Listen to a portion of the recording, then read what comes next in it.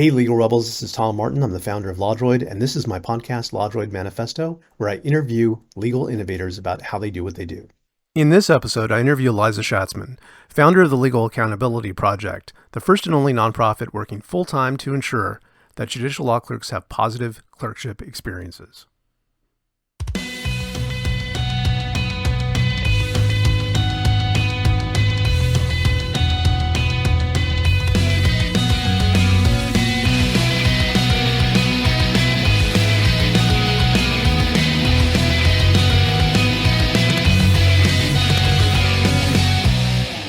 Hey there, welcome to the LawDroid Manifesto podcast. I'm Tom Martin, your host, and I'm honored today to have on the show Aliza Shatzman, who is the president and founder of the Legal Accountability Project.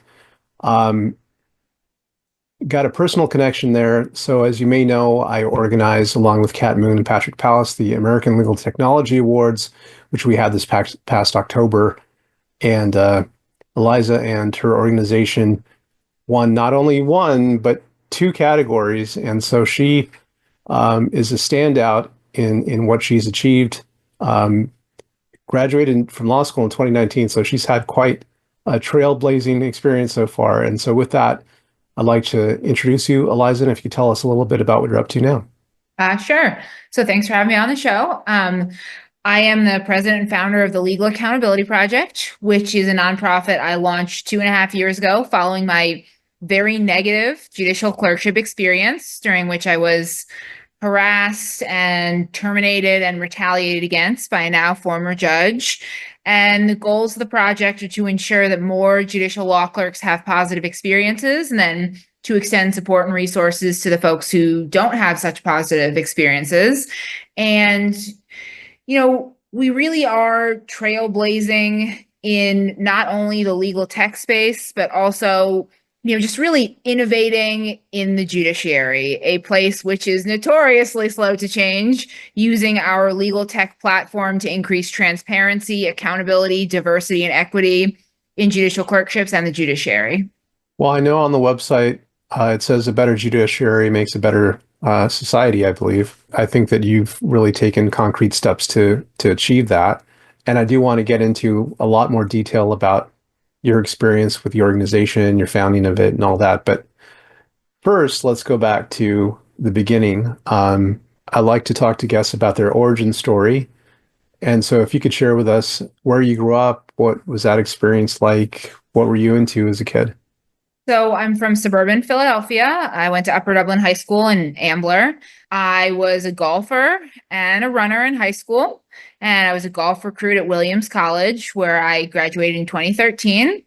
I was pretty, political and kind of activisty, advocacy oriented as a child. Mom's a doctor. Dad was a community college dean, and some of my earliest memories are of going to like the Million Mom March with my mom in DC. That's a gun control movement. So that was me in high school. Went off to Williams thinking I wanted to be a doctor, possibly an OBGYN, possibly an abortion provider. Like I said, my mom is a doctor. She's a pediatrician. I did not do so well in, bio and sciences at Williams. Kind of got the political bug and kind of realized I might want to go to law school. So it's kind of how the journey charted from there. Well, interesting. And something that we have in common is that when I started undergrad, I was pre-med and I was like all excited about that until I hit the chemistry and bio courses. And yeah, kind of the same. I mean, I hit Bio 101 and I think I got like back-to-back C's in 101 and 102, my worst grades in Williams and ever. And so it was pretty clear I wasn't going to medical school after that. So, yeah. Okay, so the draw to law school, do you think it came from kind of the activism and all of that? Or did it were there any other experiences that you had, maybe somebody who was a lawyer, or like, how did that come about? So I was very interested in politics, definitely in high school. I remember Bill and Hillary Clinton came to my high school in 2008. And I mean, Hillary Clinton always has been and still is like my greatest political influence. I mean, influence generally, and she is, of course, also a lawyer. So I think it was the interest in politics that led to the interest in law. During college, I did a bunch of different internships on Capitol Hill. After college, I interned and then worked on the Hill. So it was related to that. I always knew that I wanted to use my law degree to create change, work in the public interest. There was never a moment when I ever wanted to work at a law firm or kind of do anything other than public interest oriented work. So, yeah. But I did think I would practice law, which, in reality, I really haven't, but it's okay. I use my law degree in other ways. You're based in Washington, D.C., right? I am based in DC. Moved to DC right after college to intern and work on the Hill, and then kind of bounced back and forth.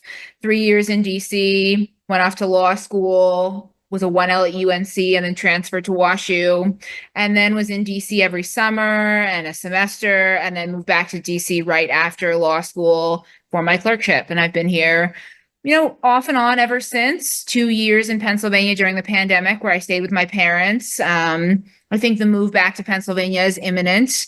It is home. DC is kind of a transient city. But yeah, it's kind of how I bounced around a little bit. Well, it sounds like you're very driven to get out there, and now you're there and you're making a good impact. All right, so let me ask you about your transition to working in the courts. You did a clerkship or internship. I did. I clerked during the 2019 to 2020 term in DC Superior Court. That is the local trial court in DC. And the DC courts are unique. I mean, DC is not a state. We have local judges who are Senate confirmed for 15-year terms. I'm trying to think back. It's been a couple years since I clerked there. So they're Senate confirmed for 15-year terms. I knew that I wanted to be, by the time I graduated from law school, a homicide prosecutor in the DC U.S. Attorney's Office. I had done 4 different internships at different components in the Department of Justice, and then decided to clerk in the jurisdiction in the courthouse where I wanted to practice law. So I was, very focused. I definitely had a plan. And, for anybody who doesn't know, and I imagine your listeners, most of them probably know what a judicial clerkship is, but in case they don't, it's when like a new attorney, fresh out of law school, maybe a few years work experience, but it's a pretty entry-level position, will spend a year or two working for and learning from a judge. And, judicial clerkships are messaged at my law school, WashU, still to this day, and at literally every law school, and I have visited, I think, 50 of them at this point, as just a uniformly positive experience, like a lifelong mentor-mentee relationship between judge and clerk. The position will confer only professional benefits, going to be the best year of your life.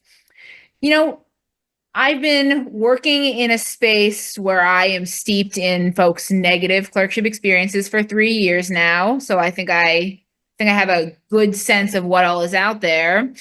And that experience that I just described to you is the exception. It's certainly not the rule.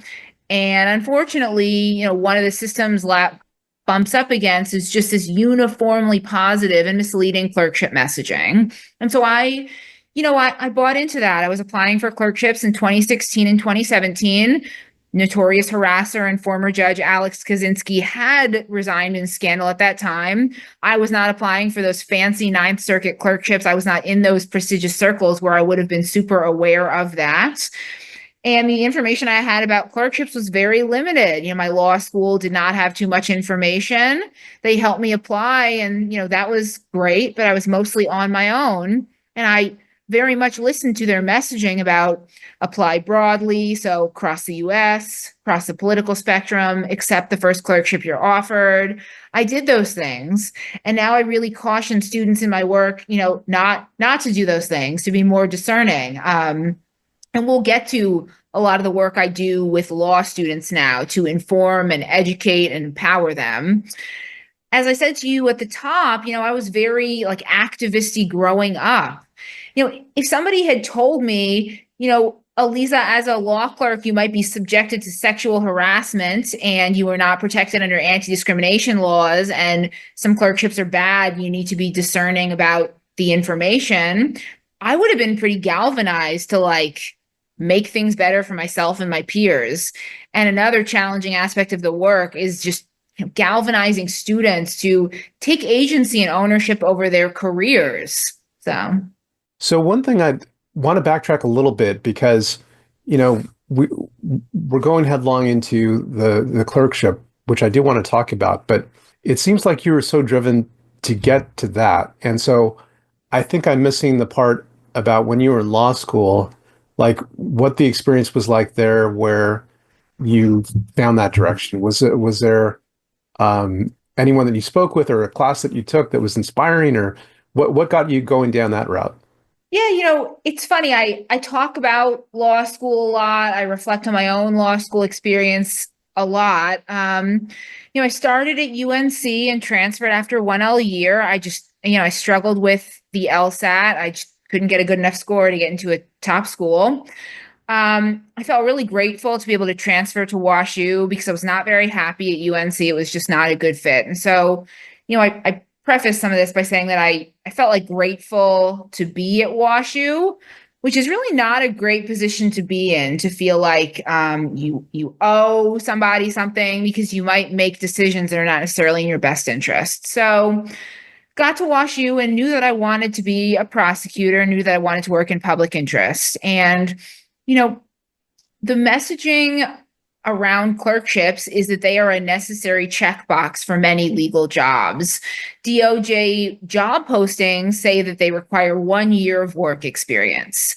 That is really a euphemism for a clerkship expectation. So I understood immediately the importance of clerking. There was a wonderful dean. Her name is Nancy Stout. She's not the dean anymore. And she was kind of the one who kind of inspired my interest in clerking. I kind of struggled to find my footing at WashU the first year, but she kind of helped me get back on that path to wanting to clerk. And so I definitely, she's one of the people I kind of think about when I think back on my WashU experience. So that's kind of what led me to that path. I applied for federal clerkships, didn't get any bites, then was in DC and kind of knew I wanted to be there. The interesting thing about my own clerkship, and one of the challenging aspects of it, of which there are many, the judge for whom I clerked was abusive. He is no longer on the bench. He is a WashU alum. And a big challenge in my work is that law schools are protecting abusive judges generally, but especially when they are law school or university alumni. And so that kind of looms large in the challenges I think about in my own experience and other law schools, is that he was an alum. And so I understood they would protect him. But that's what it led to my interest in clerking. And, for me, it was very much checking a box. I needed to clerk. I needed my 1 year of work experience to be a homicide prosecutor, to be an AUSA. And so I tell students now, that is a totally acceptable reason to clerk. Check a box, get the experience. You should not be blinded into thinking, I will accept abuse in order to clerk. And to be clear, I did not know at the time I accepted the clerkship that the judge was abusive. In retrospect, after I was fired, I found out he had mistreated other alums from WashU, and the law school knew about that, and it opted not to kind of share that information with me. But the messaging around clerkships is very strong, especially at top 20 law schools, at all law schools. The pressure to clerk is very strong. And you said that you found that the kind of like positive experience was more of the actual exception than the rule. Is that right? Yes, definitely. Definitely. Do you think like the structure of it that creates a negative dynamic? For example, like you said, to check the box. I've had that experience too, many years ago in law school, that if I wanted to go down certain professional routes, that would be something I'd have to do if I wanted to get that, job with the DOJ or something like that. It seems to me like maybe that dynamic where someone, they know you need them, that it might have a negative, effect. What do you think about that?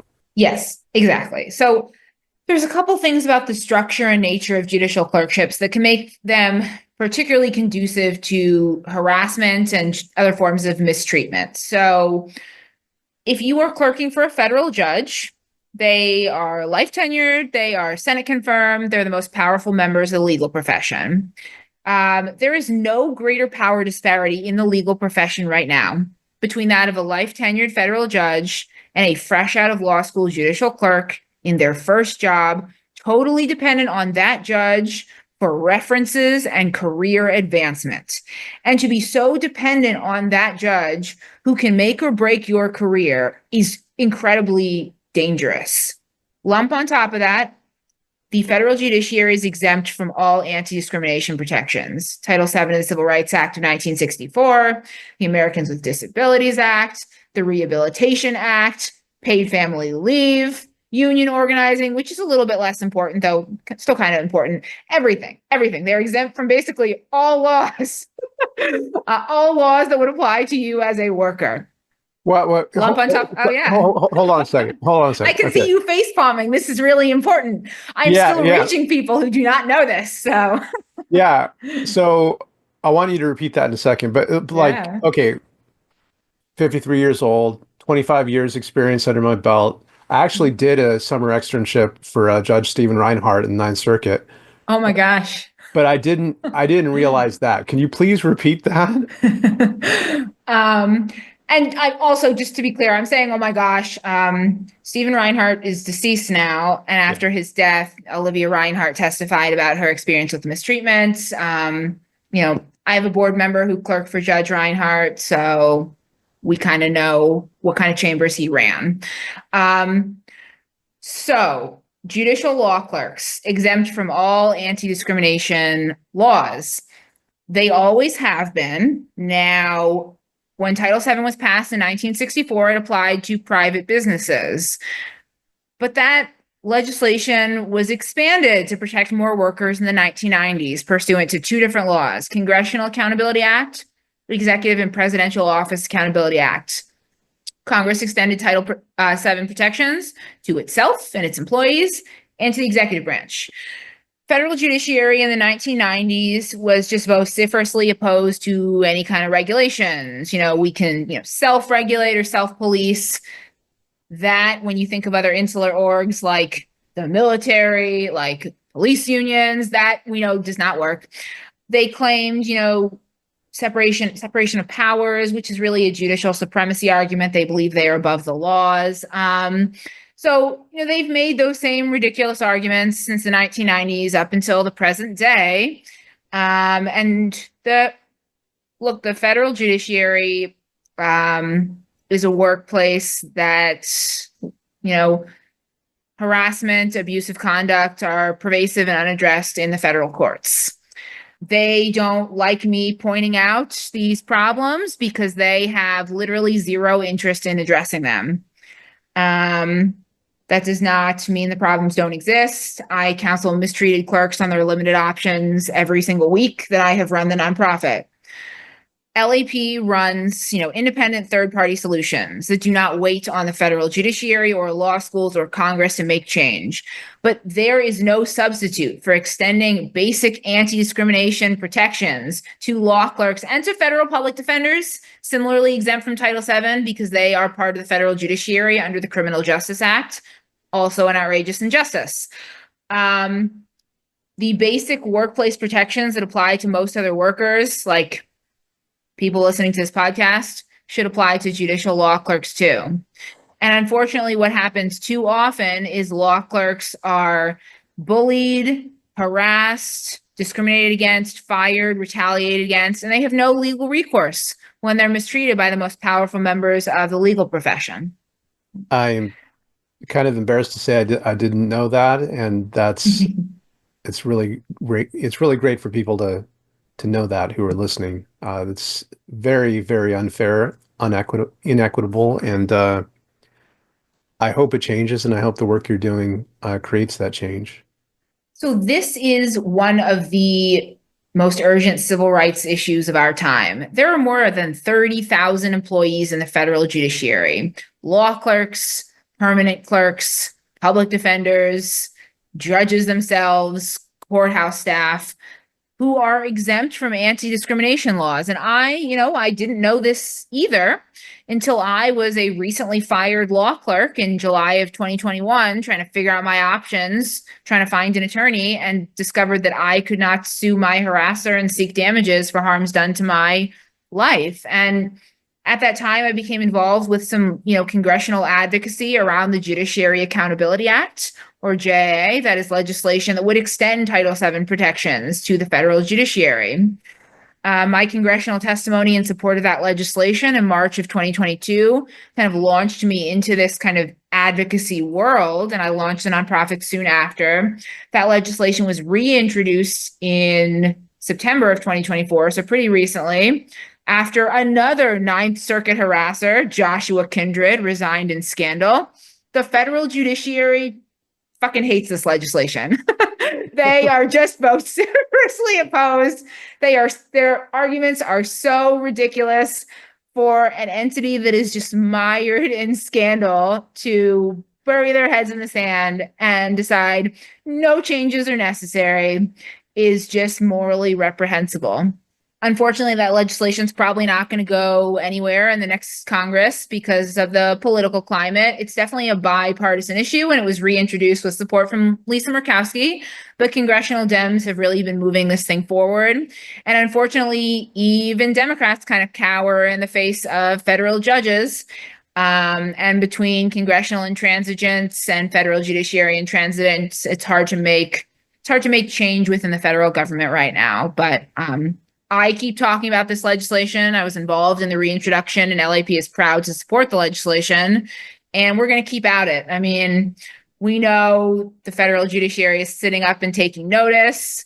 They are very afraid of my nonprofit, which is a great place to be in. We know we're doing something right if we're pissing off federal judges. Let me ask you this, just from an outsider standpoint, in that I'm not as familiar with, obviously, with with the rules and regulations that don't exist. Exactly. No rules, no regulations around ethics in the courts, but yeah. Right. So for me, it begs the question of, is there an actual principled reason for them to oppose it? I mean, I see, like, initially on its face, superficially, separation of powers, like, you're the legislature, you can't tell us what to do. But how, like, even in light of that, it still seems completely unfair to have nothing, Yeah. And the self-regulation appears obviously to be extremely lacking or non-existent. So how can there be any counter argument to what you're asking for? So to answer your question, then I'll go into some reasons why. No, there is no principled reason to oppose extending anti-discrimination protections to 30,000 judiciary employees. Unfortunately, the federal judiciary, pretty powerful, good at gaslighting people, good at misleading people and concealing and withholding information. And they, historically been able to pull the wool over some people's eyes. Now, LAP, we are shining a very public spotlight on the misconduct and the ethical lapses within the federal courts. But no, there's no good reason. The separation of powers argument doesn't even hold water. The federal judiciary is a co-equal branch of government. Yet the federal judiciary comes to Congress, a co-equal branch, for their budget. Every single year, they request more money, including apparently more money to deal with law clerk and workplace issues. There have historically been zero metrics for success. Now, I think this year, House Oversight, led by Norma Torres, who's been a champion for the JA, the Judiciary Accountability Act, has said there should be some strings attached. The judiciary should, release some data and prove that their internal self-policing, in scare quotes, is effective. Of course, federal judiciary, judicial nominees also come to Congress, who advises and consents and, confirms judges.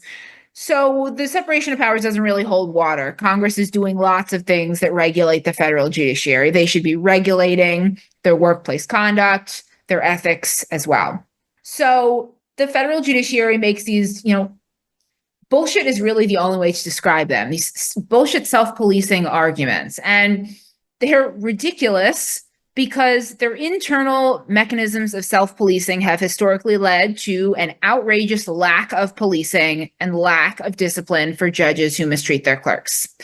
Federal judiciary has historically relied on this internal workplace dispute resolution plan called the Employee Dispute Resolution, or EDR plan.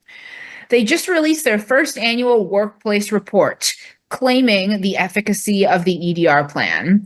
Their report showed that over the past 2 years, from 2021 to 2023, only 9% of the 78 EDR matters were initiated by term law clerks.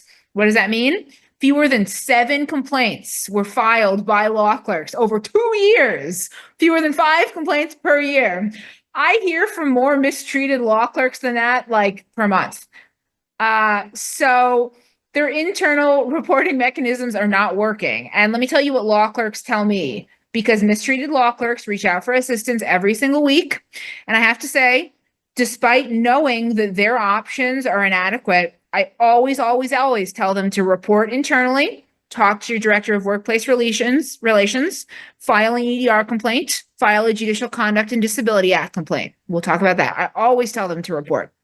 They tell me over and over, they have not and would not report sexual harassment and misconduct to the federal judiciary. They do not believe their concerns will be taken seriously. They do not think they'll be investigated vigorously. The judiciary has historically protected judges. And this EDR plan is presided over by fellow judges in the courthouse, where the mistreated law clerk and the respondent judge work. The judge's friends and colleagues, and judges have been quoted as saying, "Oh, he probably didn't mean it," and "Oh, he's such a nice guy." Judges are unable or unwilling to sit in impartial judgment of their colleagues. And rank and file judges tell LAP, they've even sometimes told the press, that they don't think this is the right system, that they don't want to preside over their colleagues', misconduct. But when push comes to shove, and we really need judges to step forward and attach their names to this and say change needs to be made, they're cowering in the face of the administrative office of the U.S. courts, or the AO, which doesn't speak for judges, but was run by a director who has made some really regressive statements about there not being a judicial problem. He has, pointed to folks like me as alarmists who live in a 6-year post-Kaczynski time warp. I am pointing out systemic failures and the fact that law clerks are not reporting misconduct. Should he choose to perceive that as alarmism, whatever. And then the other option for clerks. So EDR, no remedies are available to clerks. They can be reassigned to a different judge, but no monetary remedies are available, even for those who have been, fired or retaliated against and who suffer harm. And law clerks need to hire attorneys for this, pseudo legal process, where far too little is put in writing, and it's very confusing.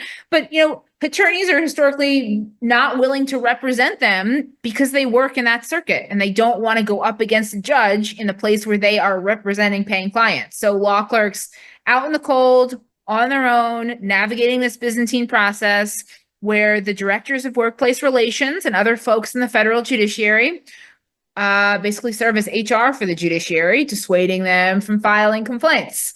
The federal judiciary is trying to suppress law clerks from filing complaints, suppress information about misconduct, and that is basically the system in which we live. There's also the Judicial Conduct and Disability Act, the judicial complaint process, whereby a judge could theoretically be reprimanded or suspended or even impeached, so that really never happens. Also an underutilized process, fewer than 5 law clerk complaints per year, typically under the JC&D Act. I'm making it sound bleak because I got to say it really is. And law clerks are typically not willing to stick their necks out and report when they know the odds are stacked against them. And the judiciary has historically protected their own fellow judges. And law clerks typically keep their heads down and move on. And then they stay silent years, decades later, even facing the mental and emotional trauma of that experience, worried that if they speak out, the judge will retaliate against them, get them blackballed from their dream jobs, as I was, and many others are. And they're afraid, even after the judge has died, that their army of powerful clerks will go after them for speaking out. So we have historically lived in a culture of silence and fear, one of deifying judges and disbelieving law clerks. And, LAP is empowering clerks to report, shining a public spotlight on these issues. But it's bleak right now in the federal courts. If you are a court watcher, or, law clerks, or you're an aspiring clerk, or you're just a concerned citizen, you should have zero confidence in the federal courts right now when it comes to ethics, when it comes to impartially resolving sexual harassment and other misconduct disputes. The federal judiciary spends so much time touting their law clerk program. The federal judiciary runs on the labor of law clerks, and they do not care one bit about law clerks' well-being. All right. A lot. Yeah, that's a lot. And thank you for going into all that. I mean, we did kind of dive headlong into all of it, but I do want to take a step back and kind of reframe it a little bit, because in founding the Legal Accountability Project, if you can share, like, what in particular was the mission that you had in mind when you were establishing it, and then related to that, what are maybe a couple of initiatives that you have that are tied to those mission values? So, the mission is to ensure that more judicial law clerks have a positive clerkship experience while extending support and resources to those who do not. The values on which the organization is based are transparency, accountability, diversity, equity, and empowerment.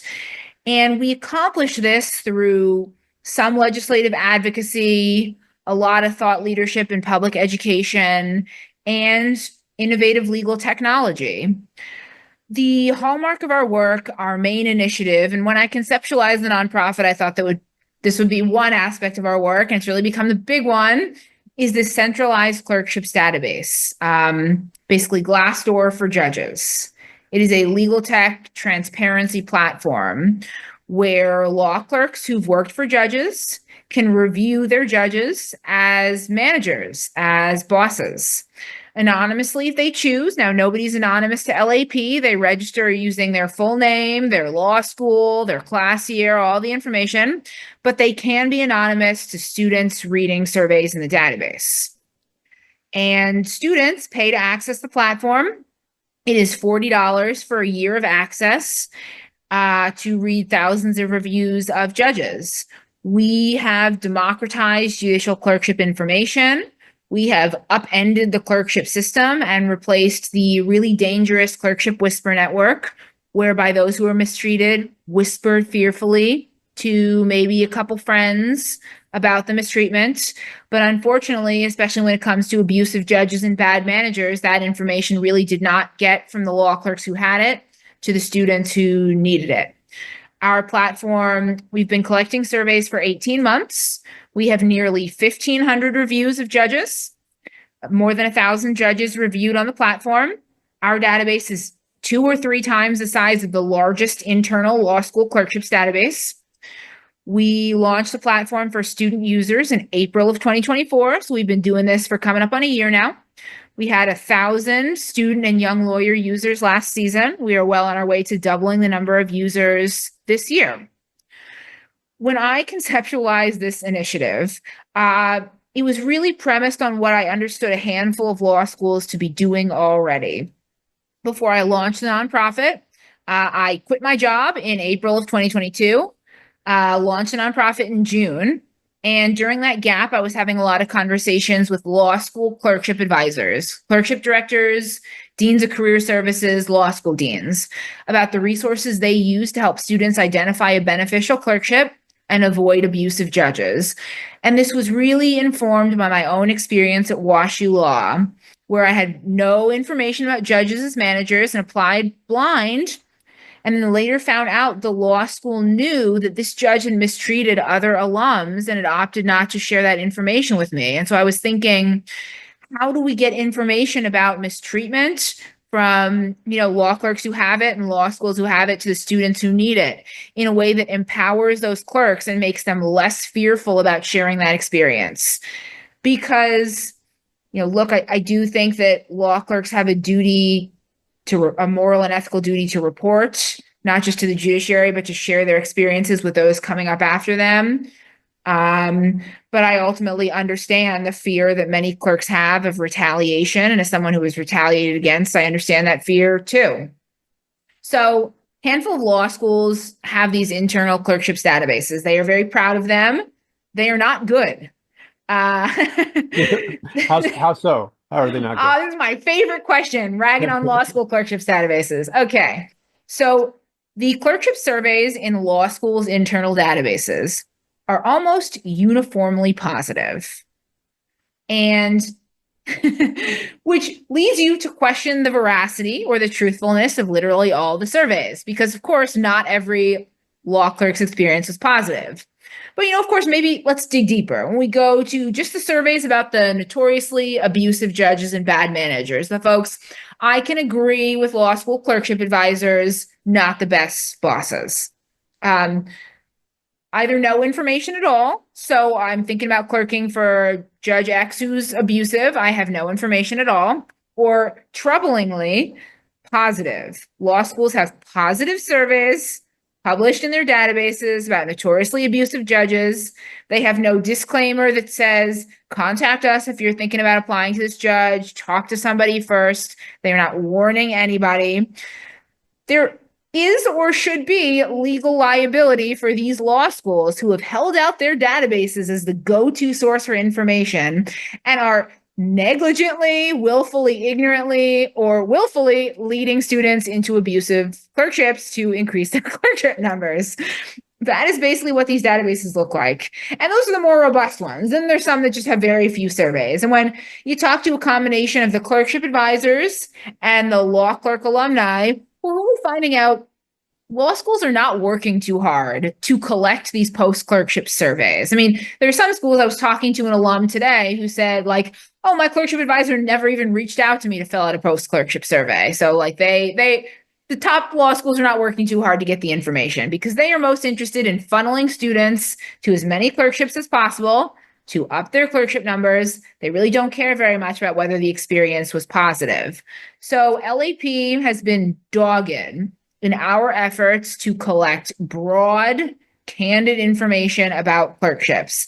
And we have figured out several strategies to reach out to law clerks that work and get people to share candidly, whether their experience was the most wonderful year of their life or the worst year of their life. And we certainly know where all the bodies are buried. And if you are a judge who mistreats their clerks, you should certainly be concerned about getting way fewer clerks this year.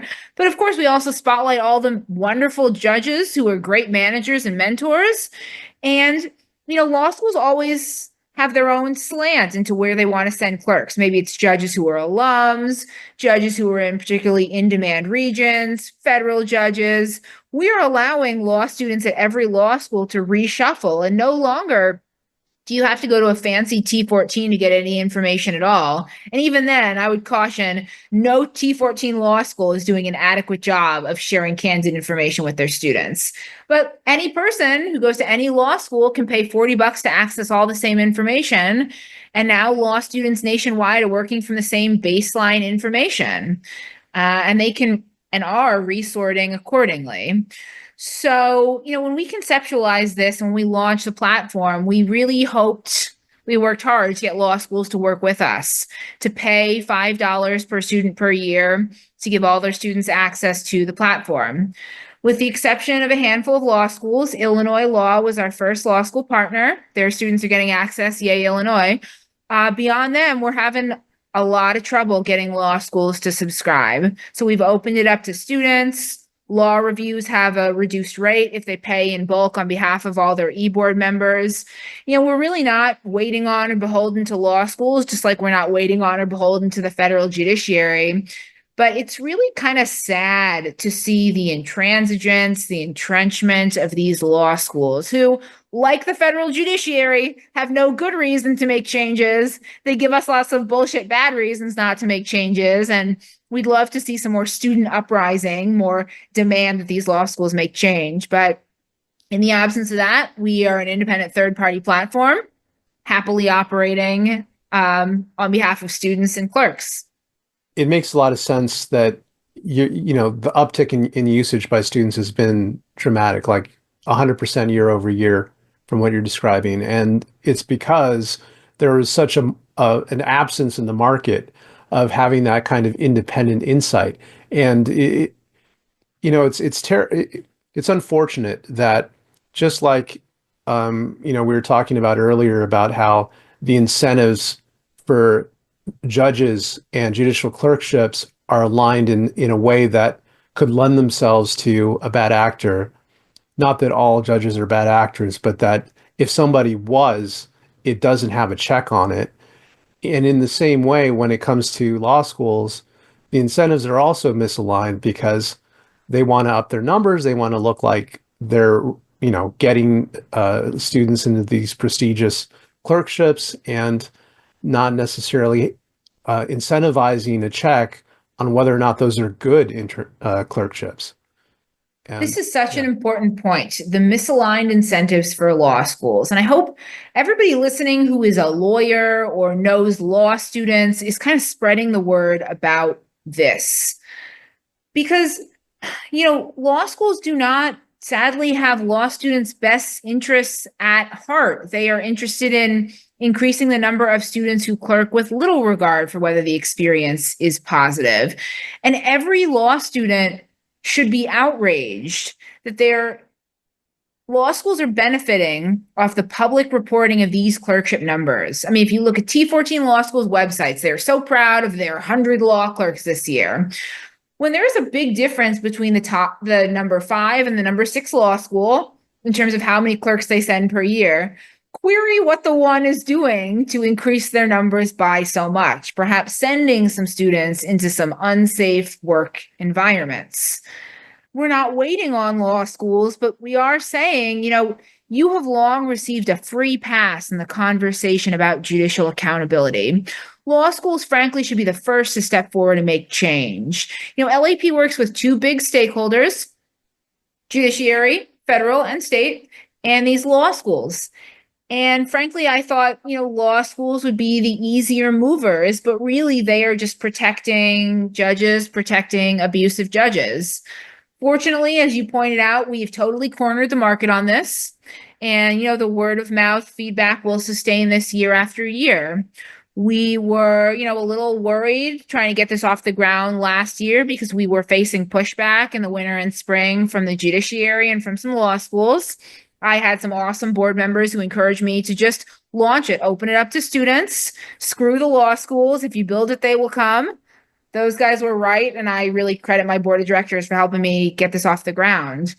And now we're a little bit less worried. We can take a more critical, more aggressive stance toward the judiciary and toward the law schools because we are less beholden to them now. We are the only candid source of judicial clerkship information in the United States. To operate this, we are going to need to continue to charge law students each year, but it's a really small investment in their lives and careers. Law students will spend hundreds, perhaps thousands of dollars for, plane tickets and train rides and hotels to interview for clerkships.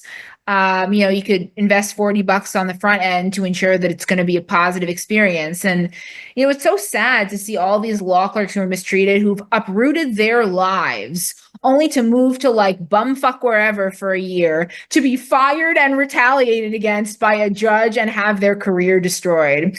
And I share that anecdote because it is common. It is not just one law clerk who I am thinking of. That is a common pattern. That is when these clerks are reaching out to me. And it is so sad that law schools do not care what happens to their alums, not understanding that providing this information will not discourage anybody from clerking, though for the notoriously abusive judges, we hope it discourages those students from clerking for those judges. They'll get better clerkships. They'll be happier, thriving alums who will look back fondly on their law school time and be, donors and happy alums. It is the mistreated clerks who look back and point the finger at their law school for misleading them into unsafe work environments who are not such happy alums. But, most of these law schools have been fine to throw one or two law clerks under the bus to, maintain what they perceive as their clerkship prowess. What I'm getting from all of this is that this is a lifetime project, like the legal accountability project is, it sounds like your charge. It's your mission to do this. It is definitely my mission. I'm definitely galvanized to do this work every day. I think the accountability piece is probably what drives me the most. I mean, LAP is, I think, perceived by many as facilitating student clerkships, and our database does that, and that is fine. And that definitely, funds the work as well.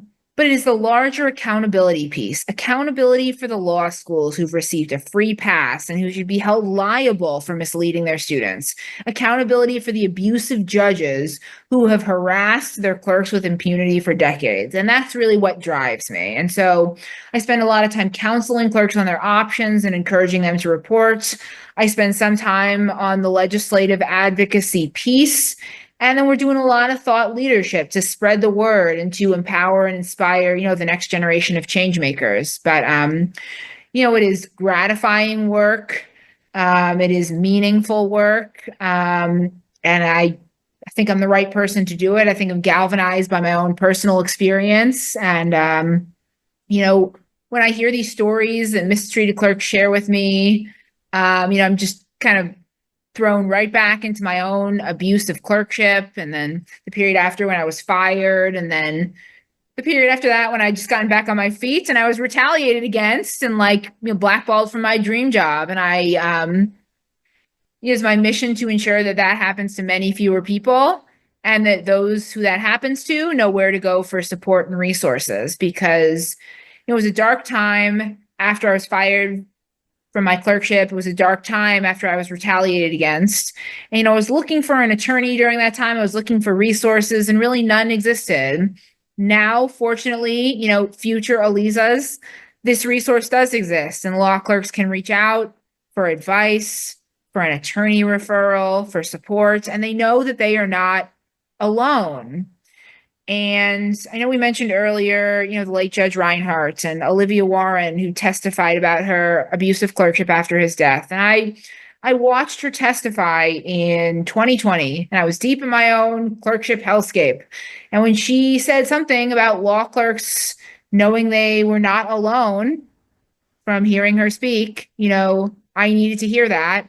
And so I tell clerks often that they are not alone, and that my experience is not rare, but it's one that's rarely shared. It's really important work. So, Well, when I said a lifetime, it does seem like the climate right now may not be really conducive to change from within the judiciary. And, it may be that just what you're doing and doing it for many more years, that just creates this independent voice and locus, like the center of accountability, that in itself will be maybe not sufficient, but a good fight to try to even the playing field. Do you think that at some point it may be possible for there to be change from within, where there's actually legislation that protects workers within the judicial branch? So to be clear, it would not be changed from within. It would be outside oversight by Congress to legislate. Someday I am going to continue with that fight, and that is a fight for my career as well. Congress has subpoena power as well. Congress can hold hearings. I would encourage them to think about those things. We will stay on Congress about the Judiciary Accountability Act in future congressional sessions. We'll see. It'll always be an uphill battle. The judiciary will always be antagonistic toward those trying to make change. That is, of course, because they are incentivized to protect the most abusive. They don't want anything to be publicly known about their misconduct and their ethical lapses. That's one place where LAP comes in. We're shining a very public spotlight We're going to continue critiquing them. And so, we'll see.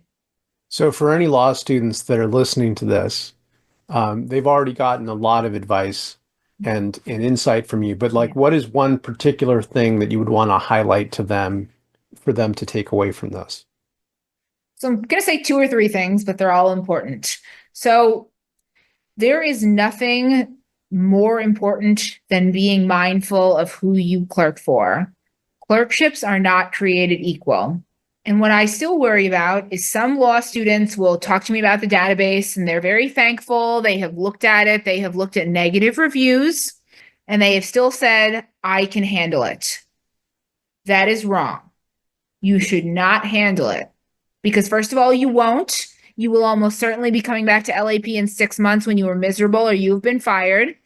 And if you don't, by working for an abusive judge, you are perpetuating the problem. Because as long as abusive judges continue to get clerks, they will not be incentivized to change. The judiciary will not be incentivized to discipline them. You should not handle it. If you are a law student, you should pay the $40 to access LAP's database. Reach out if cost is a barrier because scholarship opportunities are available. Your student organization might want to pay for a bulk subscription, which would be cheaper. You should not go on a clerkship interview without checking LAP's database. You should not accept a clerkship with a judge who is not reviewed positively. This is my full-time job and life's work for the past 3 years to be deep in the space of judicial misconduct. LAP in our database, while we don't have all the harassers well documented, we have many, many, many. It is not a perfect system because it relies on law clerks to share their experiences and some are still fearful. But there are so many mistreated clerks who have shared their candid negative experience for the first time with us. You should trust the reviews in LAP's database. And if your law school is saying you should do it anyway, they are wrong and you should not listen to them. LAP has no misaligned incentives. I have no ulterior motive. My motive is ensuring that you as a law student go into a positive clerkship experience. LAP's database, in addition to having reviews of judges, we ask 2 mandatory questions to submit a survey. Rate your clerkship experience, positive, neutral, or negative, and rate the judge as a manager, positive, neutral, or negative. It is clear who the good bosses and the abusive judges are, and I just beg of you, law students, please listen. Please don't endure an abusive clerkship. The only way to change the system is if every single one of you says no to abuse and says, I'm going to demand better for myself and for my peers. Well, Lisa, one last question at the end of this is just, and I think I get what your response might be, but like what makes this fulfilling at the end of the day? Like you're doing all of this, you're putting all of your energy into it, and as we both acknowledge, it could be your life's work to continue to go down this road and to fight this fight. What makes it worthwhile for you? I am really galvanized by the mistreated clerks who reach out to me to share their negative experiences and to say that I empowered them to report. I think I can share this story because it's, several clerks have told me this, and it's anonymous. Numerous clerks have reached out to me and told me that hearing me speak and following LAP's work is what empowered them to quit their abusive clerkships early or to file judicial complaints against their abusive judges. And that's really what I want to say. I want to be empowering everybody to stand up for themselves. Nobody should endure abuse, and every abusive judge should be held accountable. Well, I'm thrilled that you're out there and that you're fighting this fight. And I could just see, just with everything, like your voice, with your passion for it, that you're doing it, and we really do need someone like you out there. So thank you very much for what you're doing. Thank you. Appreciate it. And for all of those that are watching, how can they keep in touch with you? How can they support the Legal Accountability Project? So our website is legalaccountabilityproject.org. So folks can go there to join our mailing list, to donate. I'm very active on social media. My LinkedIn is very popular, so folks should follow me there. And then if you are a law student, you should register for Clerkships database access at survey.legalaccountabilityproject.org. And if you are a former law clerk, that's also where you can go to submit a survey. We've really sparked a clerkship transparency movement, and we have many, many thousands of followers. And it's really awesome to see what we built over just 3 years. We built a lot out of nothing. There was nothing before.